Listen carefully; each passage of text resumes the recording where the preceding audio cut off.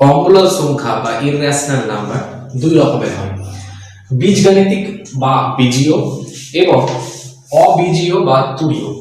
বীজগাণিতিক অমূলদ সংখ্যা বা বীজীয় অমূলদ সংখ্যা কাদের বলা হয়? যে সমস্ত অমূলদ সংখ্যা পূর্ণ সংখ্যার সহগযুক্ত বহুপদী সংখ্যামালার সমীকরণের বীজ, তাদেরকে বলা হয় বীজীয়। না বুঝতে পারলে দেখো, এই যে √2, √11, √7 যাদেরকে রুট থেকে বের করা যাবে না, তারাই হচ্ছে অমূলদ সংখ্যা এবং এরা হচ্ছে বীজীয় অমূলদ সংখ্যা।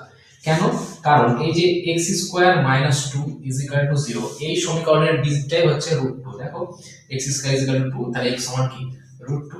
তাহলে এই সমীকরণের যেহেতু বীজ কে না তো √2, তাহলে √2 হচ্ছে একটা বীজীয় অমূলদ সংখ্যা। আবার যারা পূর্ণ সংখ্যার সহগযুক্ত বহুপদী সংখ্যামালার সমীকরণের বীজ নয়, তারা হচ্ছে অবীজীয় বা তুরীয় অমূলদ সংখ্যা। এটা খুব পরীক্ষায় আছে, তুরীয় অমূলদ সংখ্যার উদাহরণ সেটা কি না তো পাই, ই, এগুলো হচ্ছে তুরীয় অমূলদ সংখ্যা।